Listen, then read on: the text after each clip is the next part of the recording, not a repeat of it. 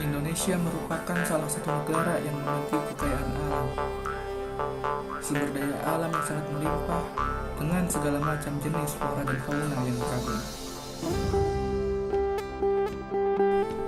Para penjajah datang karena Indonesia memiliki kekayaan alam yang berlimpah. Salah satunya rempah-rempah. Rempah-rempah yang memiliki banyak manfaat untuk berlangsungnya kehidupan manusia.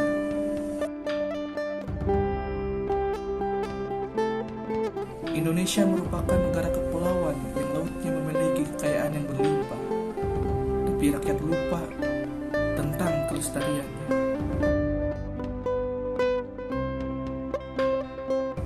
Indonesia memiliki kekayaan emas yang sangat berlimpah, namun kekayaan tersebut dinikmati oleh bangsa asing.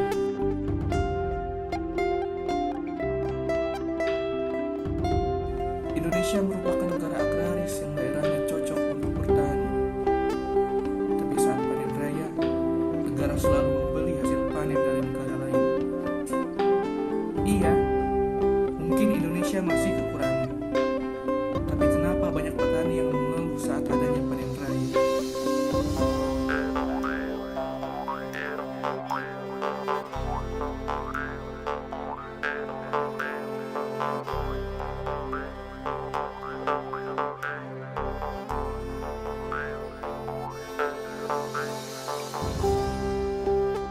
Indonesia memiliki alam yang sangat indah untuk dinikmati dan dimanfaatkan.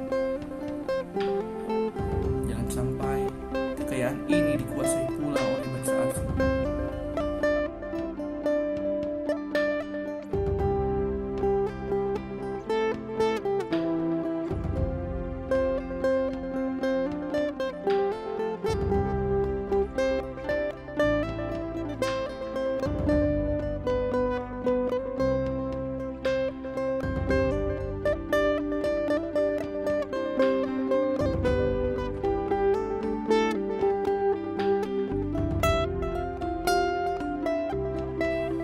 Indonesia negara yang kaya, tapi kenapa masih banyak masyarakatnya yang memiliki keterbatasan dalam hal ekonomi?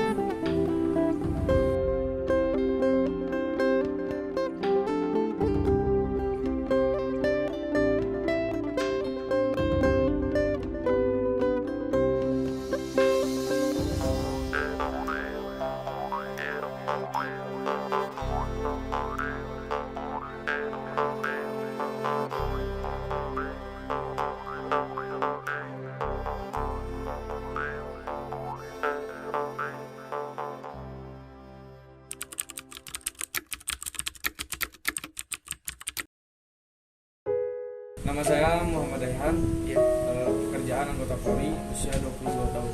Kalau menurut saya kemiskinan di Indonesia khususnya yang saya lihat di daerah Sukabumi, kemiskinan masih banyak, masih banyak lah yang harus diperbaiki oleh pemerintah dan juga masyarakat.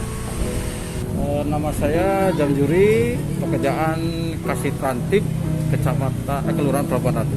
Kemiskinan dan kesenjangan masa-masa pandemi diakibatkan pandemi berlalu karena adanya virus, otomatis masyarakat terkena dampak cukup banyak.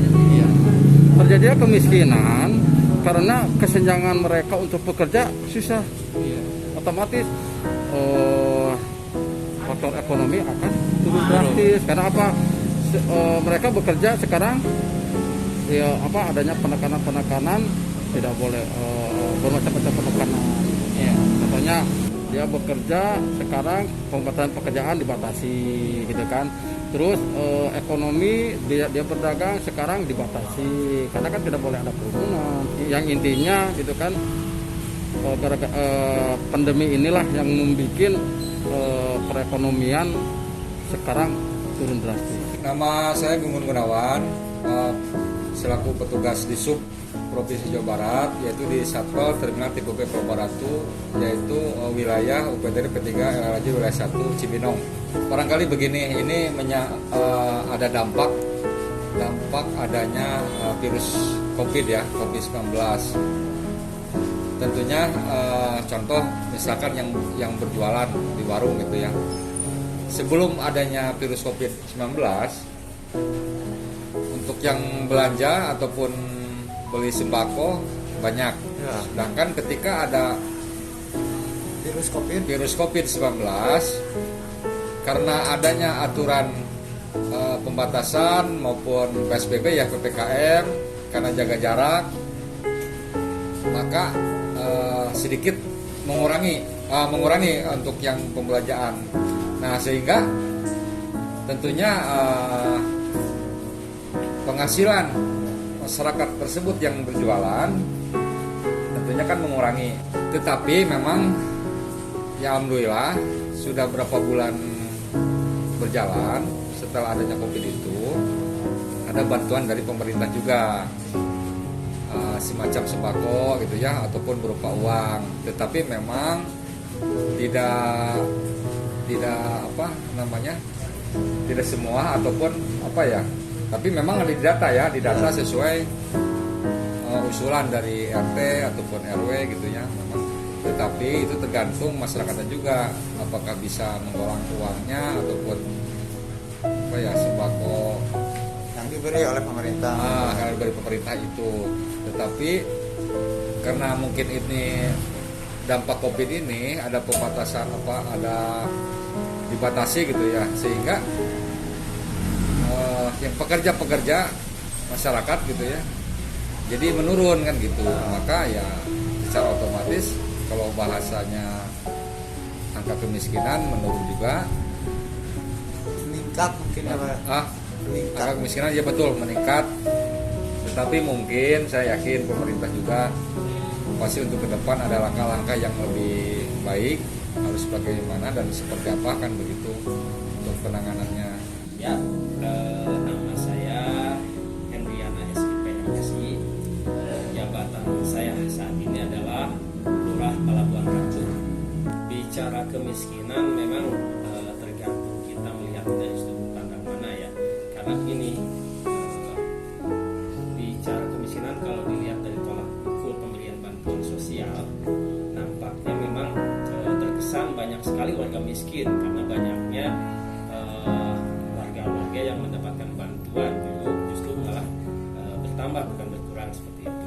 Dimana memang kalau bicara kriteria kemiskinan nampaknya memang tidak akan sebanyak itu warga-warga yang dikategorikan warga miskin, di mana mereka bisa mendapatkan bantuan seperti itu. Jadi intinya kalau bicara kemiskinan tergantung dari sudut pandang mana kita melihatnya. Saya pikir sih kalau melihat dari sudut pandang seseorang itu miskin sampai tidak bisa makan, nampaknya sudah hampir tidak ada warga masyarakat yang sampai tidak bisa makan seperti itu. Karena memang hari ini khususnya di wilayah kami belum terdapat laporan sampai saat ini yang melaporkan bahwa ada warga miskin sampai tidak bisa makan seperti itu. Seperti itulah. Jadi intinya bicara kemiskinan mungkin kita lihat dari sudut pandang dan tolak ukurnya apa. Perkenalkan, nama saya Delin Rizky SSN. Saya bertugas di SMA Negeri 1 Pelabuhan Ratu, menjabat sebagai guru pendidikan seni. Menurut pendapat saya, tentunya dampak kemiskinan itu kembali lagi ke program pendidikannya. Seharusnya kemiskinan itu bisa teratasi melalui pendidikan yang sangat baik, terutama di bidang pembelajaran. Makanya pendidikan di Indonesia sebetulnya sekarang sempat menurun karena anak-anaknya sudah beralih ke media digital. Tapi seharusnya media digital itu sebagai perangkat ke sana atau pijakan ke sana untuk berkolaborasi untuk meningkatkan perekonomian, terutama bisa menghindari dari kemiskinan yang ada di Indonesia.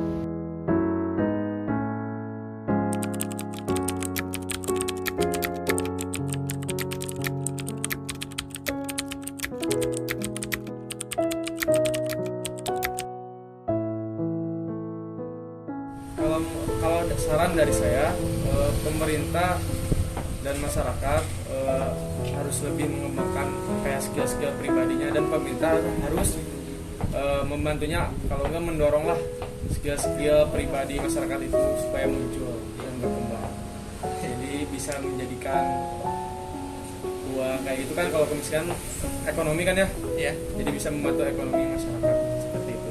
Menurut hemat kami untuk pemerintah sendiri, karena kami juga sebagian dari pemerintah, mudah-mudahan pandemi COVID ini cepat berlalu. Amin. Karena yang mengakibatkan kemiskinan adalah faktor-faktor dari pandemi itu sendiri. Jadi solusinya mudah-mudahan masyarakat, karena sekarang kan ada bantuan dari pemerintah, bantuan BST, segala bantuan ada dari pemerintah. Mudah-mudahan adanya bantuan tersebut mulai dari UMKM, masyarakat bisa bangkit kembali.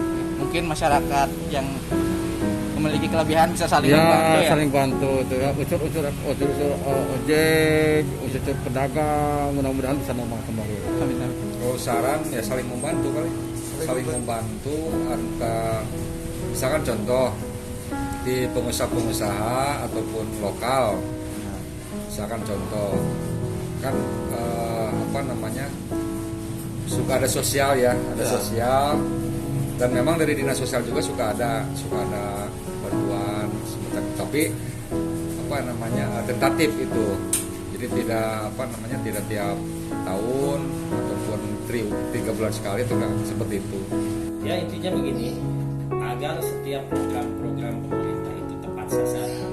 Jadi nampaknya untuk warga-warga yang memang merasa sudah menjadi golongan mampu, sudah selayaknya lah bukan menolak, hanya saja mungkin ketika yang bersangkutan masih mendapatkan jatah